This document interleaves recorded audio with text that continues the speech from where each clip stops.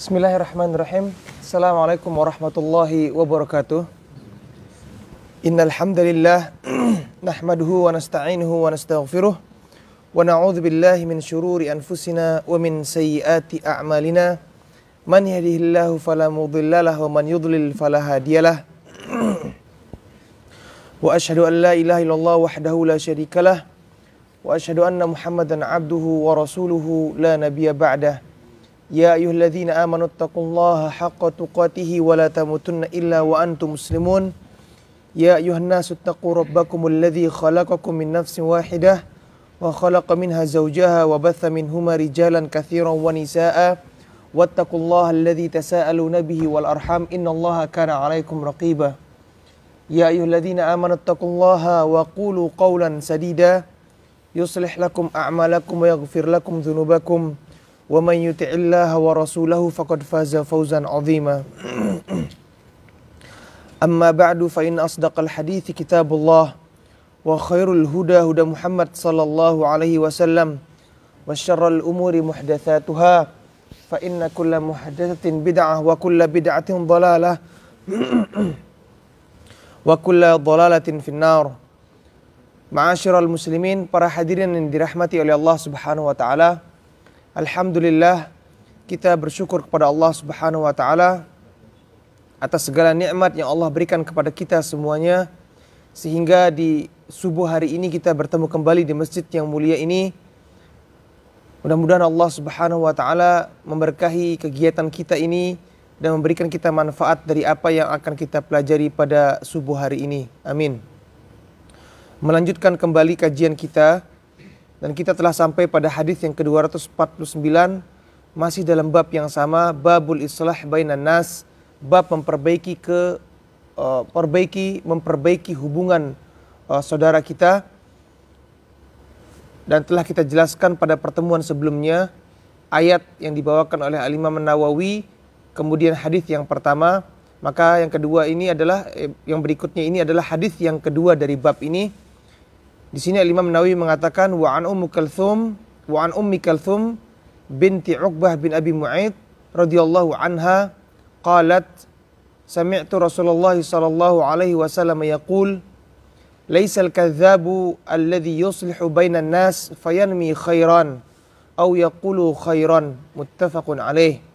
Wa fi riwayat Muslim ziyadatun qalat walam asma'hu yurakhisu fi syai'in mimma yaquluhu an-nasu illa fi thalath, yakni ta'ni al-harba wal islaha bainan nasi wa hadits ar-rajuli imra'atahu wa hadithul mar'ati zawjaha. Jadi hadis ini adalah hadis yang sahih, diriwayatkan oleh Imam Bukhari dan Muslim dalam kitab sahih mereka. Al-Imam Nawawi mengatakan dari Ummu Kalthum binti Uqbah bin Abi Mu'aid radhiyallahu anha, ini adalah seorang sahabat wanita, dan ini menunjukkan bahwasanya para sahabiyah atau sahabat-sahabat wanita yang hidup di zaman Rasulullah sallallahu alaihi wasallam, mereka juga memiliki semangat menuntut ilmu yang tinggi. Sebagian di antara mereka menjadi ahli fikih, sebagaimana Aisyah radhiyallahu taala anha merupakan salah seorang ulama di kalangan para sahabat. Bahkan Aisyah merupakan salah satu dari orang yang paling banyak meriwayatkan hadis dari Rasulullah sallallahu alaihi wasallam.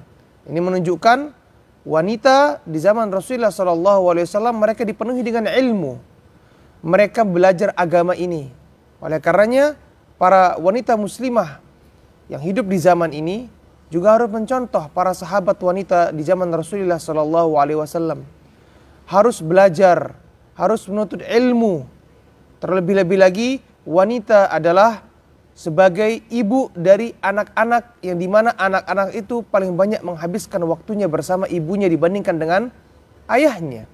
Oleh karenanya ketika seorang ibu membekali dirinya dengan ilmu untuk mengajarkan anak-anaknya, maka insya Allah anak-anaknya akan tumbuh menjadi anak-anak yang bertakwa kepada Allah Subhanahu wa ta'ala. Sebagaimana yang kita sering dengar bahwasanya ibu itu adalah madrasatul ula. Ibu itu adalah sekolah pertama bagi anaknya. Kalau baik ibunya, maka akan baik anaknya. Bertakwa ibunya, maka insya Allah anaknya pun akan bertakwa. Dan ini juga menjadi perhatian bagi sebagian orang untuk memilih istri. Memilih istri, setidaknya memilih istri yang dimana dia itu ingin atau dia itu memiliki gairah untuk belajar agama. Memiliki semangat untuk apa? Memperbaiki dirinya dengan menimba ilmu, di mana ilmu itu akan membuat dia menjadi wanita yang bertakwa. Oke. Qalat Ummu Kulthum berkata, sami'tu Rasulullah sallallahu alaihi wasallam yaqul, aku pernah mendengar Rasulullah sallallahu alaihi wasallam bersabda, laisal kadzdzabul ladzi yuslihu bainan nas fayanmi khairan. Laisal kadzdzab, bukan dikatakan sebagai pendusta. Bukan dikatakan sebagai pembohong. Siapa yang dikatakan oleh Rasulullah sallallahu alaihi wasallam dia itu bukan pendusta dan bukan pembohong? Alladzi yuslihu bainan nas, orang yang berbohong untuk memperbaiki hubungan orang yang bertikai. Orang yang berdusta untuk memperbaiki hubungan orang yang sedang berantem. Ini bukan dinamakan pendusta, kata Rasulullah sallallahu alaihi wasallam. Fayanmi khairan, yang dimana perbuatan dia tadi itu akan menumbuhkan kebaikan. Orang yang sebelumnya bertikai menjadi apa? Menjadi baik hubungannya, menjadi bersahabat lagi, menjadi berteman lagi. Fayanmi khairan au yaqulu khairan. Yang dimana perbuatan tadi itu adalah ucapan kebaikan. Yang dimana orang yang bertikai sebelumnya menjadi kembali berdamai, menjadi bersahabat lagi, menjadi berkawan lagi. Wa fi riwayat Muslim, jadi dalam riwayat Imam Muslim ada tambahan lafaz walam asma'hu. Jadi si Ummu Kulthum ini mengatakan, mengomentari. Ini perlu kita perhatikan, banyak orang yang ketika membaca potongan hadis yang panjang, kenyataannya sebagian dari konteks isi hadis itu merupakan ucapan dari sahabat yang meriwayatkan dari Rasulullah Shallallahu Alaihi Wasallam. Di mana ucapan itu merupakan apa? Penjelasan, pemahaman dari sahabat tersebut dari hadis yang ia riwayatkan, kemudian ia tuangkan dalam ucapannya. Ini menjadi tambahan ilmu bagi hadis tersebut. Sebagaimana di sini Ummu Kulthum mengatakan walam asma'hu yurakhis fi syai'in mimma yaquluhu nas illa fi thalath. Rasulullah tidak pernah memberikan dispensasi. Artinya nggak boleh orang itu bohong untuk kebaikan kecuali apa? Dalam 3 hal. Tidak ada rukhsah. Yang namanya bohong, bohong. Dalam Islam bohong dilarang. Bohong itu adalah perbuatan dosa. Bahkan Rasulullah SAW mengancam kita bahwasanya orang-orang yang berbohong itu apa? Akan bisa menjeret dia ke dalam neraka. Di mana Rasulullah mengatakan iyyakum wal kadhiba. Janganlah kalian berbohong. Fa innal kadhiba yahdi ilal fujur. Bohong itu akan menyeret orang kepada perbuatan fujur, dosa-dosa yang lainnya. Sekali berbohong akan berbohong lagi. Kemudian berbohong lagi untuk menutupi kebohongannya. Terus berbohong lagi dan seterusnya. Wa innal fujura yahdi ilan nar. Dan perbuatan fujur, perbuatan dosa itu akan menyeret orang ke dalam apa? Ke dalam neraka. Jadi bohong itu dasarnya dalam Islam tidak ada. Tidak boleh orang berbohong. Bohong itu adalah maksiat. Ya. Bahkan kita Rasulullah SAW telah melakukan perjanjian dengan para sahabatnya ketika mereka membaiat Rasulullah SAW untuk tidak berbohong, tidak berzina, tidak mencuri. Itu adalah perjanjian, tidak boleh. Islam tidak pernah mengajarkan kita berbohong. Sebaliknya, kalau kita melihat ada orang yang mengatakan berbohong itu sebagai landasan agama mereka. Ya, berbohong sebagai landasan agama mereka. Berbohong dalam ajaran mereka merupakan tambahan pahala bagi mereka. Maka ini adalah sangat-sangat fatal kekeliruannya. Maka Islam tidak pernah membenarkan adanya kebohongan. Baik itu kebohongan di antara sesama kita, terlebih-lebih lagi ketika seorang itu berbohong atas nama Rasulullah Shallallahu Alaihi Wasallam, ini lebih fatal. Berbohong di antara sesama kita, antara kita, selevel kita, sesama umat Nabi Muhammad Shallallahu Alaihi Wasallam, ini sudah dosa besar. Apalagi bohong tersebut berkaitan dengan Rasulullah Shallallahu Alaihi Wasallam, di mana Rasulullah mengatakan inna kadziban alayya laisa kakadzibin ala ahadikum. Sesungguhnya berbohong atas namaku itu tidak sama dengan seperti kalian berbohong di antara kalian. Karena berbohong atas nama Rasulullah SAW, membawa suatu ucapan dan kemudian kita katakan ini ucapannya Rasulullah. Kita membawakan suatu ucapan, kita mengatakan Rasulullah pernah mengatakan demikian. Berbohong atas nama Rasulullah SAW, di mana itu sebenarnya adalah kita seperti membuat syariat baru.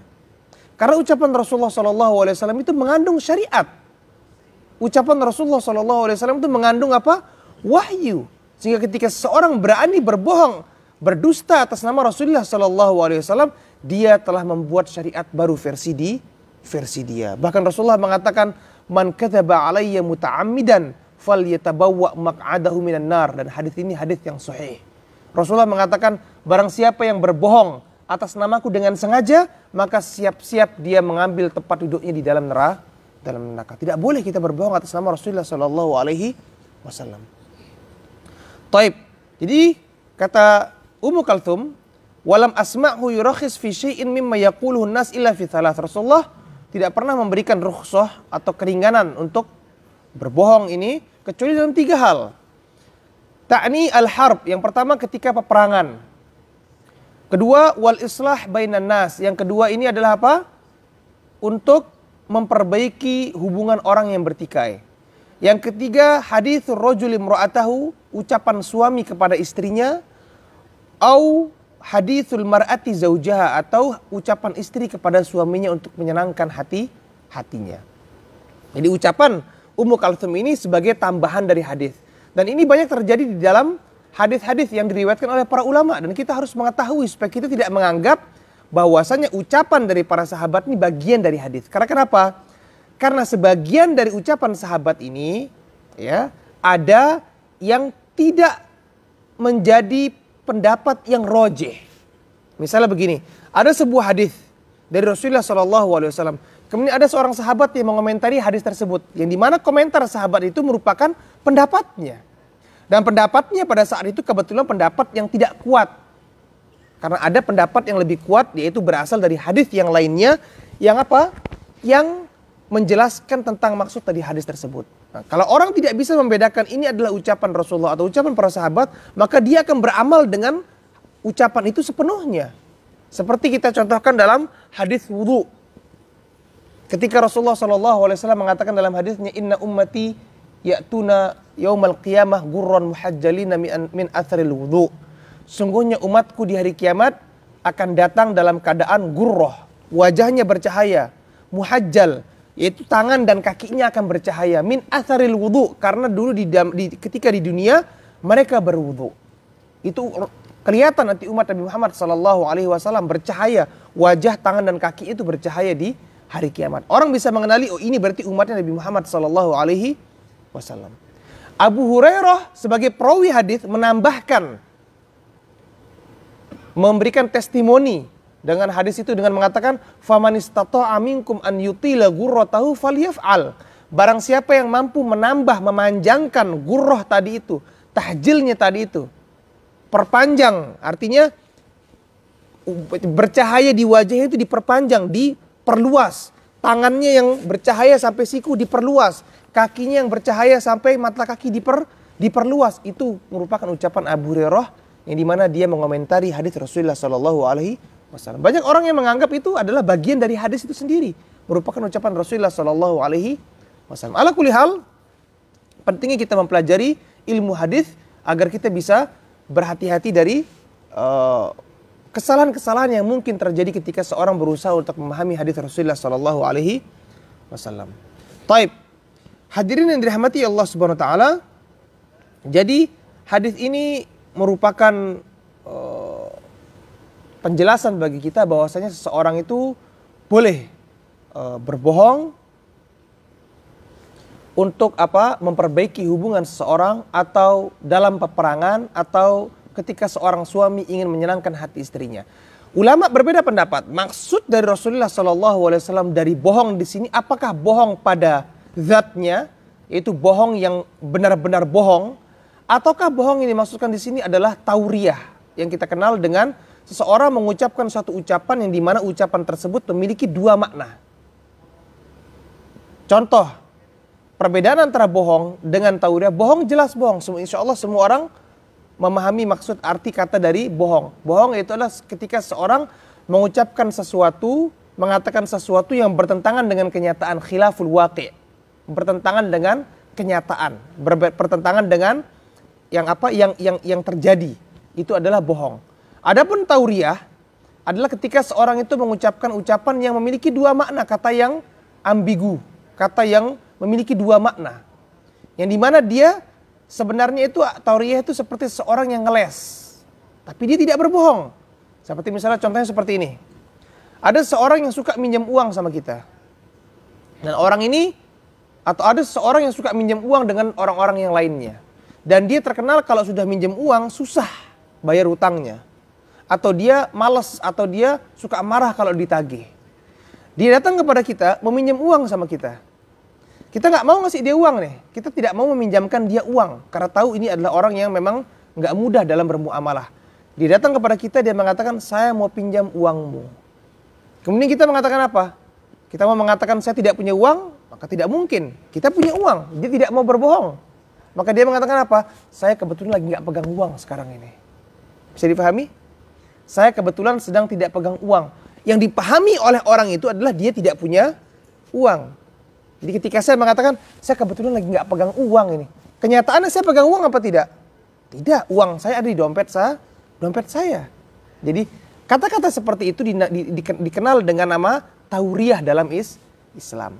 Nah, untuk permasalahan memperbaiki hubungan seseorang yang sedang bertikai, atau dalam peperangan pun misalnya, atau ucapan suami kepada istrinya, untuk menyenangkan hatinya, kalau bisa dia menggunakan tauriah daripada berbohong yang nyata-nyata bohong, maka mengucapkan dengan versi tauriah itu yang lebih diutamakan, agar kita tidak, artinya mengucapkan sesuatu yang bohong, walaupun sebagian ulama mengatakan itu pun diperbolehkan karena telah diberikan izin oleh Rasulullah SAW. Taib, kita berikan contoh misalnya ketika orang mengatakan, mengucapkan suatu hal untuk memperbaiki hubungan saudaranya, dan di mana itu dengan mengucapkan tauriah. Contohnya seperti ini. Ada dua orang yang ribut, si A sama si B. Kemudian si C ini datang kepada si A. Dia mengatakan, si B itu setiap sholatnya dia pasti doain kamu. Doain kamu kebaikan. Ini tidak bohong. Setiap kita mendoakan saudaranya yang lainnya setiap kali kita sholat. Kapan kita doakan saudara kita? Tanpa kita sadari. Setiap kita mendoakan saudara kita yang lainnya setiap kali kita sholat. Kapan? Ketika kita membaca tasyahud akhir. Ketika kita membaca tasyahud, kita mengucapkan assalamu alayka ayuhan nabiyyu wa rahmatullahi wa barakatuh, wassalamu alayna wa ala ibadillahi sholihin. Keselamatan bagimu wahai Nabi, keselamatan bagi kami dan bagi seluruh hamba-hamba Allah yang soleh. Ini selalu kita ucapkan setiap kali kita tasyahud, kita doakan seluruh kaum muslimin, orang-orang yang soleh. Nah, ketika si C datang kepada si A mengatakan si B itu selalu doain kamu ketika sholat, dia bohong apa tidak? Tidak. Nah, ini dinamakan dengan tauriah. Bisa difahami jemaah sekalian dengan Allah? Tapi kalaupun misalnya dia ingin berbohong, si A ini misalnya, si C mengatakan kepada si A, kemarin si B mengucapkan salam kepada kamu. Dan itu pun juga benar, setiap sholat kita mengucapkan salam, assalamu alayna wa ala ibadillahi sholihin, keselamatan, ya. Assalamualaikum kepada seluruh apa? Seluruh kaum muslimin. Taib, hadirin dirahmati Allah Subhanahu wa taala. Itu yang pertama ketika seorang itu berbohong untuk memperbaiki hubungan dua orang yang bertikai. Yang kedua, di sini disebutkan adalah ketika peperangan. Ketika bertemunya pasukan kaum muslimin dengan musuhnya. Maka berbohong di sana diperbolehkan. Sebagaimana misalnya ketika dia mengatakan, dan berbohong dalam peperangan ini dengan dua hal. Bisa dengan ucapan, bisa dengan perbuatan. Berbohong dengan ucapan misalnya ketika komandan ini mengatakan kepada komandan musuhnya, akan datang pasukan di belakang saya 10.000 orang untuk membantu. Untuk membuat pasukan musuh ini keder, takut. Misalnya pertemuan antara dua musuh, 1000 lawan 1000. Yang duluan si ketua dari kelompok yang A ini mengatakan kepada yang B, akan datang sebentar lagi 10.000 pasukan yang menolong kami untuk menyerang kalian. B ini ketar-ketir apa tidak?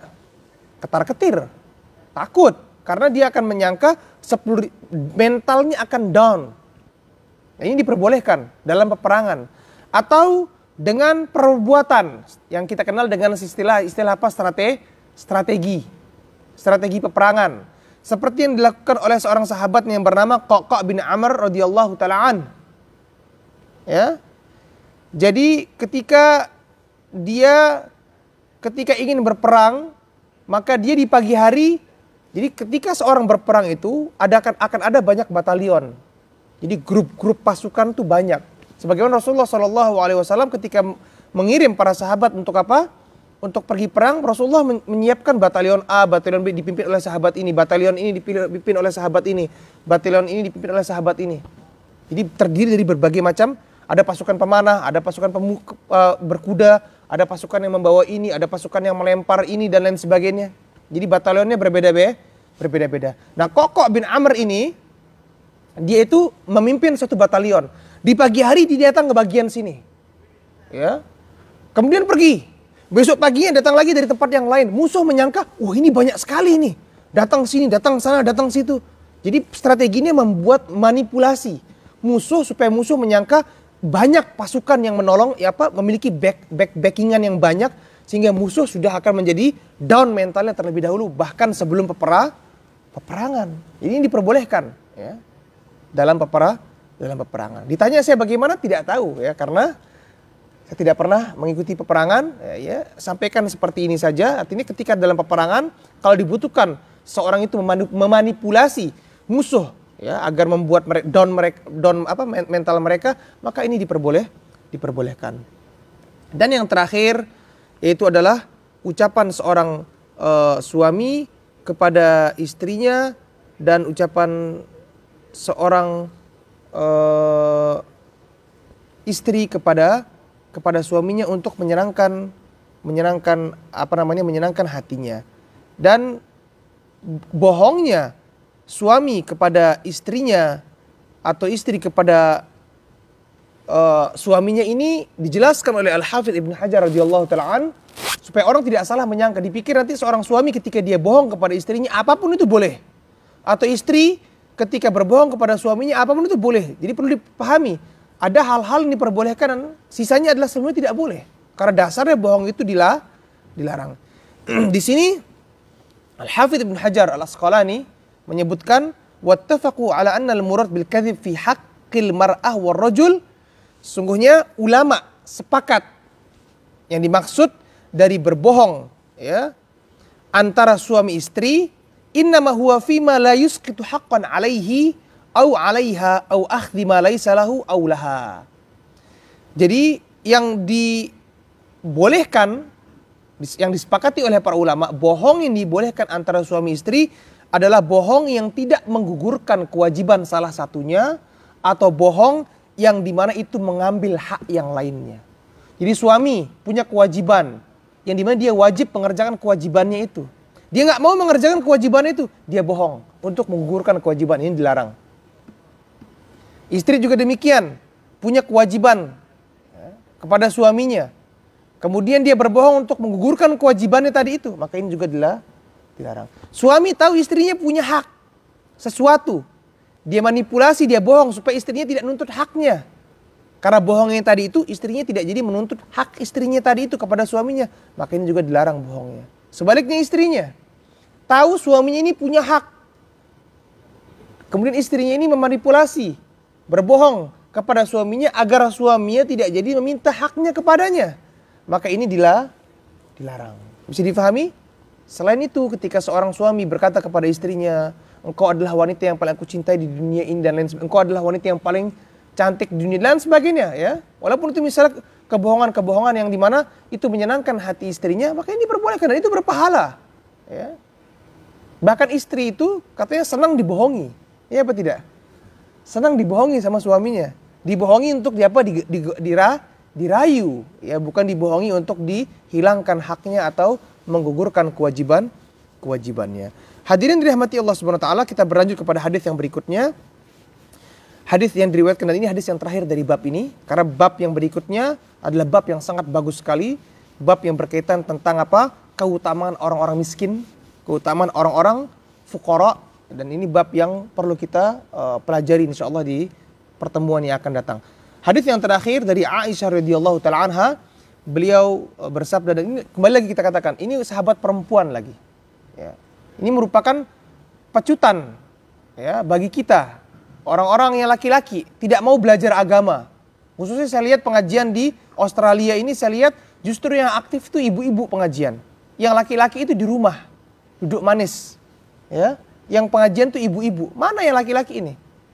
Yang semangat itu justru yang perempuan. Harusnya yang semangat itu yang laki. Karena kalau saya katakan tadi itu, ibu itu adalah sekolah yang pertama. Ya, sekolah itu tidak akan sukses kalau kepala sekolahnya nggak bagus, ya apa tidak? Sebagus-bagusnya apapun itu sekolah, kalau kepala sekolahnya itu jelek, bagus nggak sekolahnya? Iya apa tidak? Karena dia tidak akan bisa memberikan program yang bagus bagi sekolahan itu. Nah, Bapak sebagai kepala sekolah, ya, yang mengepalai, yang mendidik, yang mengatur rumah tangganya, maka dia terlebih-lebih lagi harus lebih-lebih mempelajari agama dibandingkan istrinya. Yang saya lihat di sini, ya subhanallah, di Australia yang rajin belajar itu justru yang perempuan. Pengajian tetap seminggu 2 kali, 3 kali, 4 kali pengajian. Yang bapak-bapak nggak tahu kemana. Ya, ini perlu kita perhatikan. Ini pecutan bagi kita. Lihat ini, tadi sahabat yang pertama wanita yang meriwayatkan sahabat. Yang kedua ini sekarang Aisyah yang meriwayatkan hadisnya. Perempuan terus yang meriwayatkan hadisnya.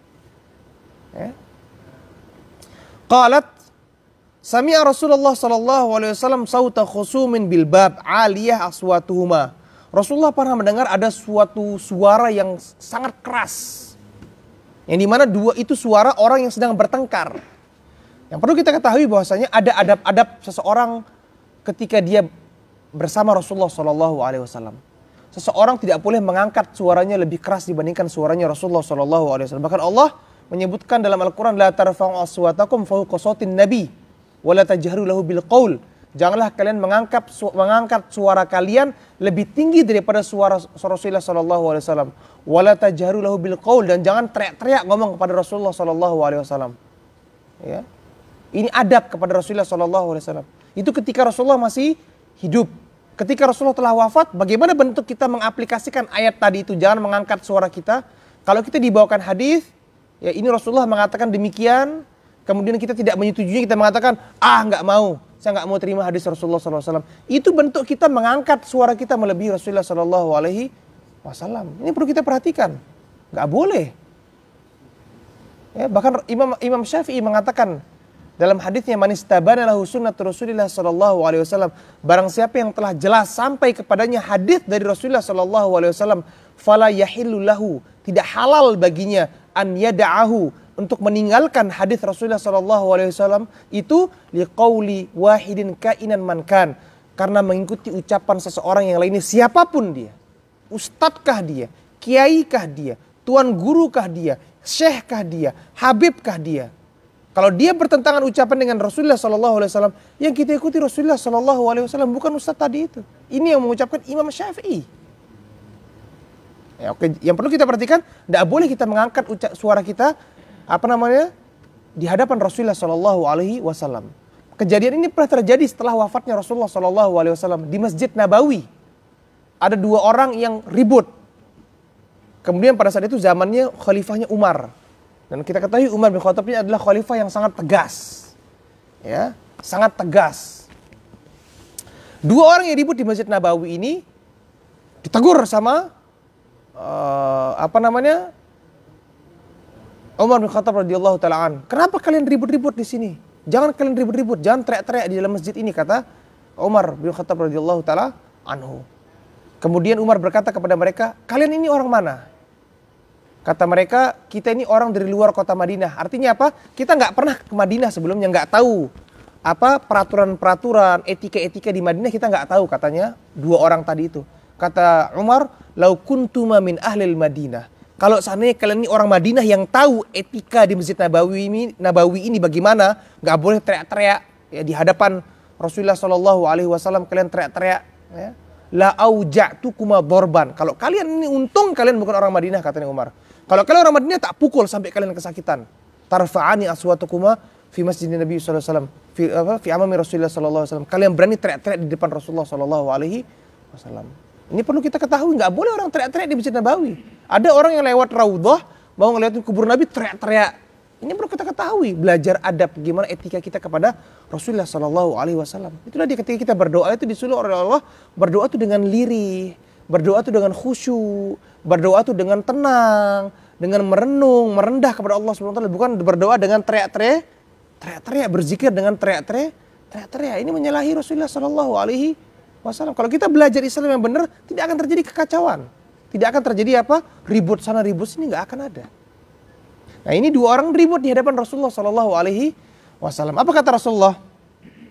Wa idza ahaduhuma yastawda'ul akhar wa yastarfiquhu fi syai'. Jadi yang dua ini ribut masalah uang, apalagi, ya. Masalah yang paling membuat orang itu, bapak sama anak ribut, kakak sama adik ribut, suami sama istri ribut, teman sama teman ribut. Masalah apa? Yang kira-kira paling cepat membuat orang itu nggak tegur sapa, nggak ngobrol, nggak berteman lagi gara masalah apa? Masalah uang. Ini masalah uang ini kata Rasulullah. Ya. Kata Aisyah, wa idza ahaduhuma yastawdi'ul akhar wa yastarfiqhu fi syai'. Yang satunya ini bilang, yang satunya ini ngutang sama yang satunya. Dan dia mengatakan kepada teman yang dihutangi ini, jangan kamu tagih semuanya. Kasih saya keringanan, saya cukup bayar setengahnya lah, sebagian lah. Saya nggak mampu bayar hutang saya semuanya, kata yang satunya ini. Tapi ribut, ya, ribut, ngomongnya itu ribut.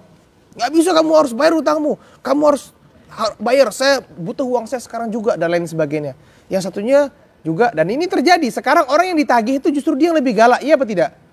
Ini sering kita temukan, orang yang minjam uang, kemudian kalau orang yang punya uang itu mau nagih uangnya sama dia, yang dipinjam ini justru lebih galak. Heran saya.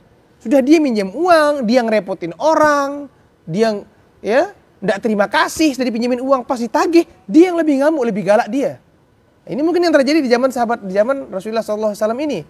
Jadi yang mau bayar utang ini juga dia lebih galak dia. Kamu harus potong utangnya. Ya. Saya cukup bayar setengah saja, saya nggak mau bayar semua dan lain sebagainya.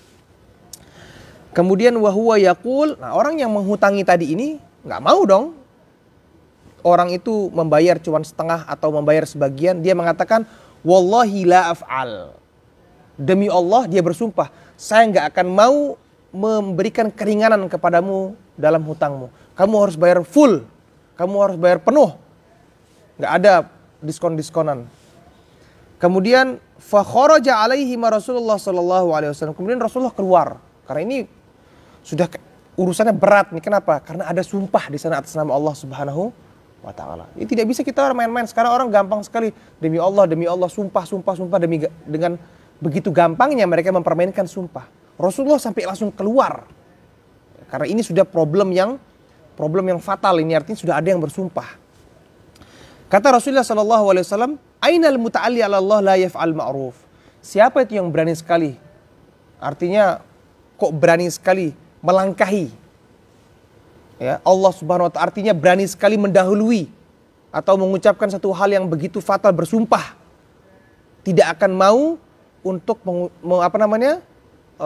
mengucapkan atau tidak mau melakukan perbuatan kebaikan. Karena ketika seorang itu memberikan hutang, meminjamkan uang kepada temannya, kemudian temannya tadi itu tidak mampu untuk membayar, maka di sana dia punya beberapa poin, beberapa hal yang ia bisa lakukan untuk mendapatkan pahala. Yang pertama, kalau dia memberikan tangguhan, misalnya dia ada orang pinjam uang kepada kita, dia harus bayar dalam 30 hari. Setelah 30 hari orang tadi itu masih tidak mampu untuk membayar, maka opsi pilihan yang pertama, kita bisa menangguhkan, kasih lagi extension, perpanjangan waktu untuk bayar hutang. Fanadhiratun ila maisarah. Memberikan apa?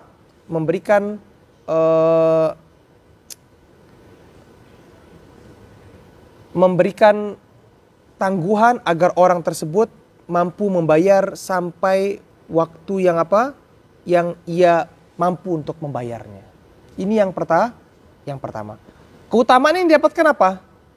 Dia akan dihitung memberikan sedekah kepada orang yang ia hutangi tadi itu setiap harinya seperti nominal yang ia pinjamkan kepada orang tersebut. Kemudian dalam keutamaan yang lainnya, orang yang memudahkan, orang yang berhutang dimudahkan urusannya oleh Allah di hari kiamat. Orang yang memudahkan orang yang berhutang di hari kiamat akan diberikan naungan oleh Allah Subhanahu wa taala, di mana di hari tersebut tidak akan ada naungan melainkan naungan Allah Subhanahu wa taala. Kemudian orang yang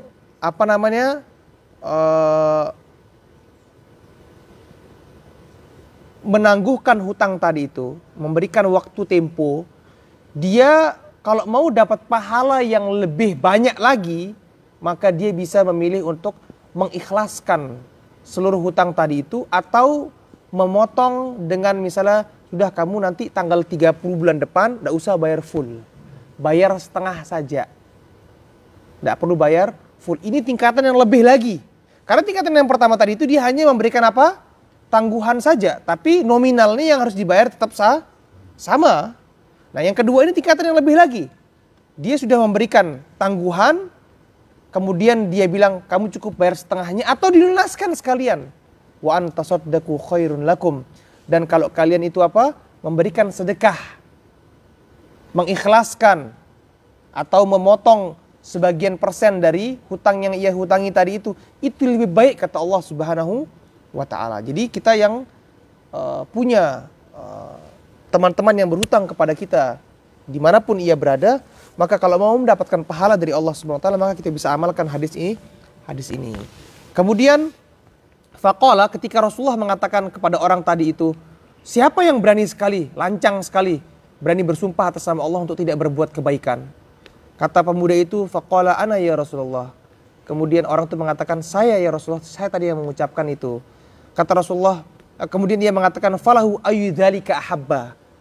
Kemudian ketika dia melihat Rasulullah sudah masuk intervensi ke dalam pertikaian mereka, mungkin dia merasa tertegur dengan ucapan Rasulullah SAW tadi itu.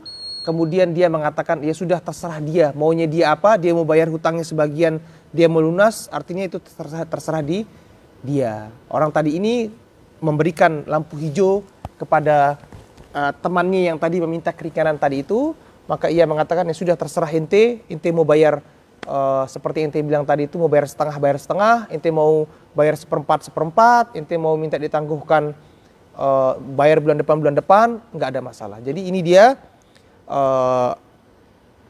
hikmah yang kita bisa ambil dari hadis ini, bahwasanya orang yang diberikan nasihat maka dia harus belajar untuk menerima nasihat itu, walaupun nasihat itu datang dengan cara yang mungkin tidak mengenakkan hatinya. Saya setuju bahwasanya seseorang yang memberikan nasihat itu dia harus belajar bagaimana menasihati orang, menasihati dengan cara yang hikmah, menasihati dengan cara yang baik, menasihati dengan penuh sayang, menasihati dengan kata-kata yang baik. Tapi orang yang menerima nasihat dia juga harus belajar untuk menerima nasihat, walaupun nasihat itu datang dengan cara yang tidak dia inginkan. Karena kita tidak bisa selalu mengharapkan orang menasihati kita dengan cara yang baik. Kita tidak bisa selalu mengharapkan orang itu akan menasihati kita dengan cara yang baik, karena orang berbeda-beda. Karakter manusia berbeda-beda. Nah, kalau orang hanya mau menerima nasihat, kalau nasihat itu datang dengan cara yang baik saja, maka dia yang rugi.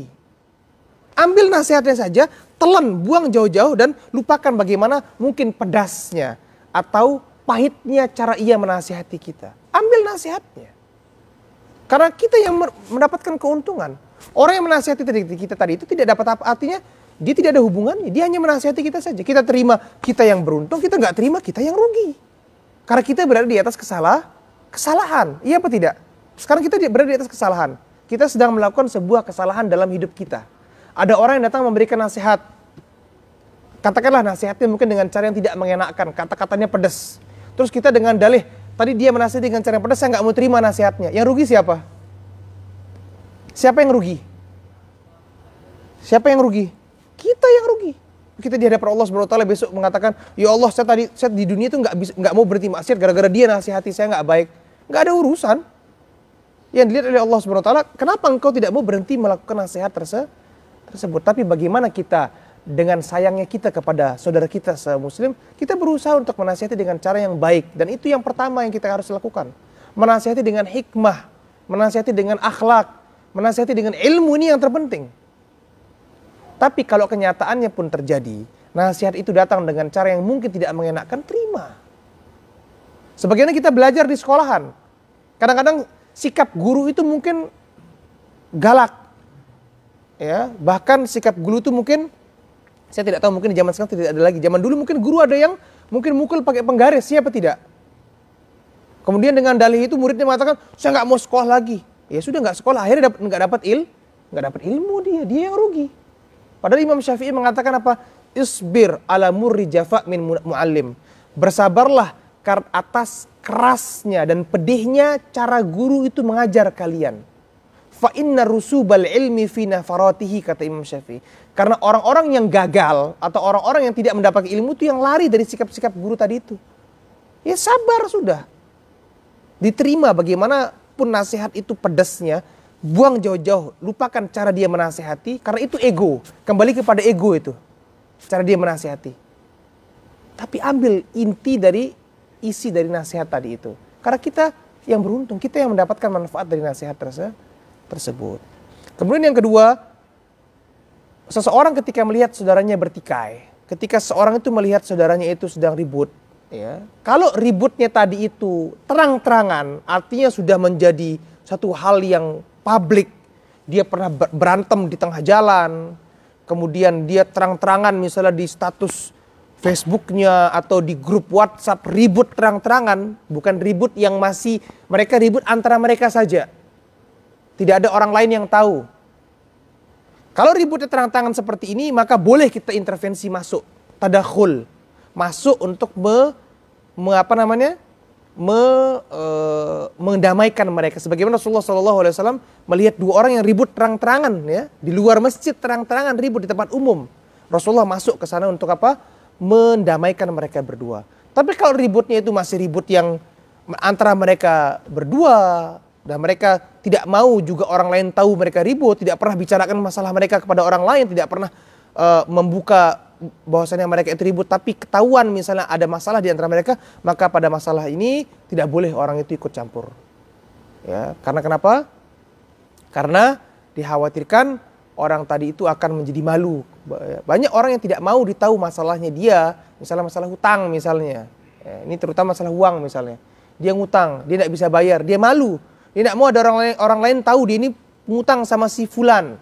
Dan si fulan pun juga misalnya tidak pernah cerita sama orang, cuman subhanallah ketahuan tersebar, artinya berita ini sampai kepada telinga beberapa teman yang lainnya, maka dia tidak boleh kemudian intervensi datang kemudian, karena mungkin orang lain itu bisa menjadi malu karena ada orang yang ikut-ikutan masuk ke dalam problem atau masalah mereka. Jadi itu dia yang perlu kita perhatikan, ya. Dan tapi semua kembali kepada maslahatnya. Kalau ikut campur kita tadi itu mendatangkan maslahat, maka kita ikut campur. Tapi kalau ikut campur kita itu justru mendatangkan mudarat, misalnya menambah